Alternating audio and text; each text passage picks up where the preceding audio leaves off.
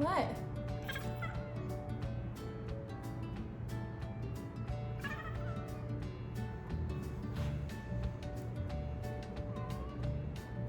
Is that how you feel?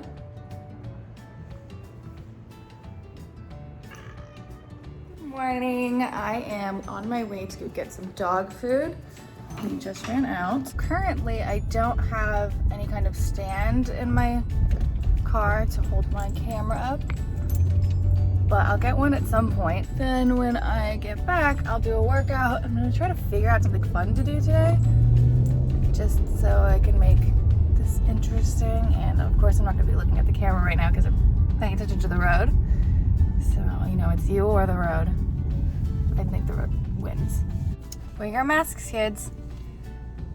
I just got done getting the dog food. They have a food drive going on. So if you get your stuff from Pet Supermarket, they have a food drive where they're giving food to either feed a cat or dog, you can choose, or if you don't care, let them choose.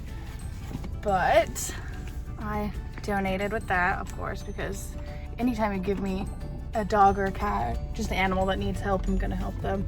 People too, but you know, animals are better than us, so they deserve the best. They deserve the most. That's my little spiel. Go to your spot. Gross.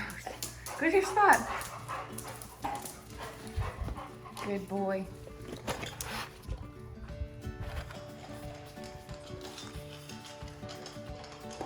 Eat.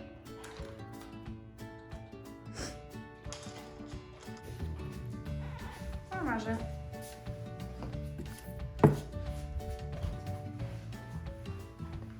Calypso. Come on.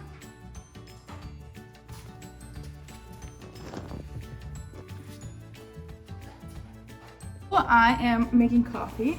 I do French press. So I have my water started. Now I'm gonna go over here and chop up my beans.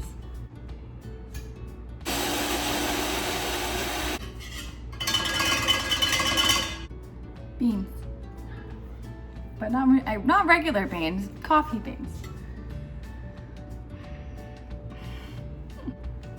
Not too sure how interesting me making coffee is, but it's just part of the morning routine. So there you have it. I recently found out a cool way to open a hard-boiled egg, so I just figured I would show everyone because I mean, it makes it so much easier. And you know, these things are so stupid when it comes to opening them. Sometimes it's impossible. So this is what you do. I always like to have a paper towel down so that I can just throw all the shells on that and throw it all away. But you take your egg, you take a spoon, just like that, one time or two times. Then you pinch that spot, put it on your paper towel, just to make an opening. And do this with a dry egg because I've noticed that it's harder when the eggs are wet. Like out of the fridge or something is better than washing it off after. Then you take the spoon and you just kind of slide it in under the shell. Try to get under that membrane thing too. And you peel it. Just like that. And then I like to just do that and then I continue just around. Just as far as I need to. So obviously it didn't do it perfectly. But I mean, you know, if you ever do a hard-boiled egg, like you ever try to peel it yourself, majority of the time it rips off the entire egg and then it's just, you can't have a hard-boiled egg, you just get the yolk sometimes. So, I mean, this has just proven to work the best for me, and I showed Joe how to do this, and he was also like very bad at, for lack of a better word, bad at peeling hard-boiled eggs by himself, so I was typically peeling all the eggs. But now he does that technique, so when he gets up early to go to work, if he wants to take a hard-boiled egg for breakfast, then he can peel it himself. I'm gonna go eat my egg. Okay, everyone, so as promised, Joe's made his appearance. I'm in, guys. Yeah, I'm Joe. I'm Kira's husband. I'm super excited to be in the videos. I'm planning on being in a lot of them, especially, vlog videos, travel videos, anything pretty much on our day-to-day. I hope to be involved in that as much as I can. Yeah, I'm really excited to open up our lives for you guys and, share our day-to-day stuff and share our journey together and make memories along the way. What we're doing tonight is we are going to be cooking, and we're going to be cooking one of our favorite things, ratatouille. And yes, you could say I was inspired by the Disney movie, and honestly, it looks way better in animation. But it tastes phenomenal in person. You guys are gonna love it if you guys decide on, if you want to make it yourselves. We're actually going to be dropping the link to the recipe in the description box below. So if you guys want to try it, by all means, go ahead. And if you do try it, we could definitely hear some comments from you guys. If you want to leave a comment on how it was it easy to make? Did you like the recipe? Loved it, hated it, yeah, what your thoughts are. Your overall thoughts. Do you think we're crazy for liking it? Yeah, so while I'm doing that, I'm gonna be prepping, and I'm gonna take you guys with me when I, start all the cooking and prepping. And Kira's actually... I'm gonna go dye my hair a surprise color. Surprise color. Surprise. It'll be like a reveal at the end for all of us. I don't even know what it's gonna look like. All right, so she's gonna go do that. I'm gonna get you guys over in the kitchen, and we're gonna start. I'm officially giving Joe the reins. Bye. So for the ratatouille, you're going to need 1 eggplant. It doesn't matter. I guess you could use 2 if they're smaller, but if they're large, use 1, and you can cut it in half or however. 4 Roma tomatoes, 2 zucchini squash, and 2 yellow squash. This is just for the actual stack, vegetable stacks, but you also need to make a sauce as well, which requires a 28-ounce can of crushed tomatoes, a red bell pepper and a yellow bell pepper, 1 onion. It could be, I use sweet. You could use white. I prefer sweet though, but yes, one whole onion and fresh basil leaves. Now that is for the sauce. And then finally, you're gonna need the herb seasoning, which goes on top of the ratatouille before you put it in the oven to cook, which is salt, pepper, some fresh parsley, minced garlic, and 4 tablespoons of olive oil. And that basically is just gonna be like an herb sauce that you drizzle over the top. It just adds more flavor to it. It gives it a nice finishing touch. So we're gonna get started here with the chopping. And what you're gonna do is you're gonna chop these vegetables in not too thin, but you don't want them to be too thick. They're 1/16 inch slices. So rather thin, but that's just so it makes it easier for them to stack in the pan, as well as absorbing all of the sauces and juices from the actual sauce that we make and the herb seasoning. There you have it, guys. As you can see, nice and sliced up, thin slices, ready to be stacked. I'm gonna prep the sauce now, and then I'm going to show you guys how to cook it, and then basically how to prepare your pan before you start stacking the vegetables and placing it in the pan. And then throw it in the oven, and we'll see our final product in about an hour. All right, so I know I'm out of the screen right now, but that's to give you guys a better angle on what we're gonna be actually doing as far as the sauce.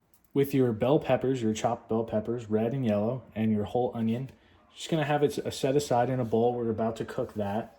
You're gonna wanna saute those first, along with some garlic, about 2 tablespoons of chopped or finely chopped or minced, and you're gonna incorporate that. I like to put the garlic in first, let out the aromas, and then throw in the red bell peppers and the onion. First, we're going to add about 2 tablespoons of olive oil. All right, so which is about 2.5 seconds pour if you have a bottle. Pan's already nice and hot, so I'm gonna go ahead and start.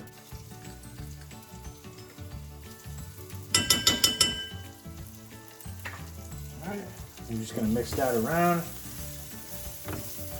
so it starts to smell, get very fragrant.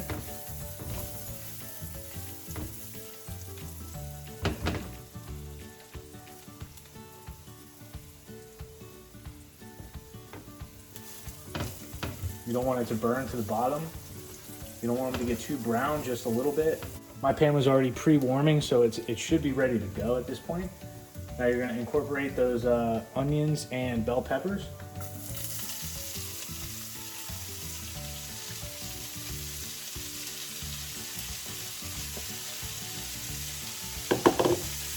And mix that in.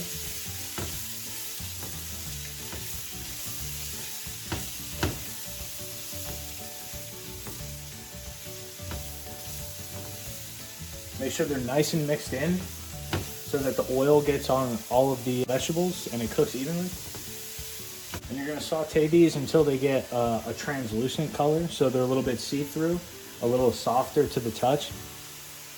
Now that these are ready, what we're gonna do is we're gonna take our crushed tomatoes and we're gonna add them to the sauteed vegetables. Now, I'm not going to use the whole can. I haven't used all of the ingredients to the amount or the measurement that it calls for. I have a smaller pan, so it won't really be able to fit all of the stuff they call for. But if you have a larger pan, a larger cast iron or whatever's oven-safe pan, you can go ahead and use what they call for. Mix this in. Make sure that the vegetables, the sauteed vegetables, mix in well with the crushed tomato. Now, once everything's fully incorporated here, we are gonna turn off the heat because we're done here. And we're gonna take this to the side, put some basil into the sauce first. So we're gonna put some chopped basil in here. Now you're gonna mix this in. And now we're gonna smooth it out with something that's some type of spatula type utensil to make sure that this gets completely flattened out. That way it's easier for you to stack the vegetables before putting this in the oven. Now that that's ready, I am going to stack all the vegetables, and I'm gonna actually show you guys the kind of the final product before putting it into the oven. So I will come back to make the herb sauce. I'm gonna show you guys that as well. Show you guys what you need to make it and how to apply it to the top. But right now I'm gonna prep the rest of this so that I can get this ready for the oven. All right, so this is the ratatouille without the herb seasoning on top, but this is what the stack looks like when it's put all together. Right now I'm about to put the herb sauce on there, herb seasoning. And what it is the chopped parsley, chopped basil, and garlic, minced garlic or finely chopped garlic. And I don't know if I mentioned it before, but about 2 tablespoons of fresh thyme as well. So what you do is kind of just take a nice scoop of it, and you're just going to kind of drizzle it over the top. Like so.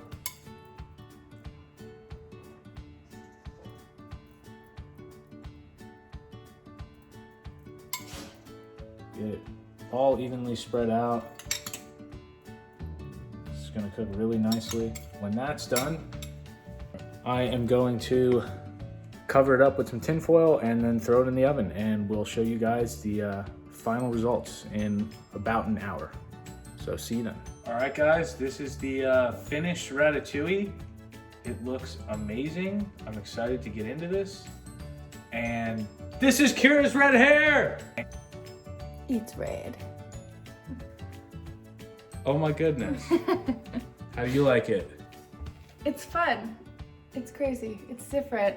I don't know if I love it. It might grow on me. I feel like a little clowny. And it was supposed to get some of the brown red too. Well, I think it looks great. Thanks. I like it. For now, we'll see. I might end up changing it back to just brown, but at least now I can say I've dyed my hair red. There you go. All right guys, so that was our video. It was great to make a first appearance. I had fun cooking with you guys. I hope you guys decide to try this recipe out. And if you do, definitely leave a comment. If you like today's video, please like it and subscribe. We will see you on the next one, which will be on Monday. We're gonna be doing a Thanksgiving special. We're gonna have a video on Well, either Friday. we're going to combine before Thanksgiving, like the prep, with Thanksgiving Day, or we're just gonna have it all come out, and instead of come out Friday, so we do Monday, Friday, then we would have it come out Saturday just with everything. And it'd just be a longer video, so then you would just be preparing for a longer video. So you guys are gonna have more videos next week, which is great. But other than that, we will see you next time. Bye. Bye guys.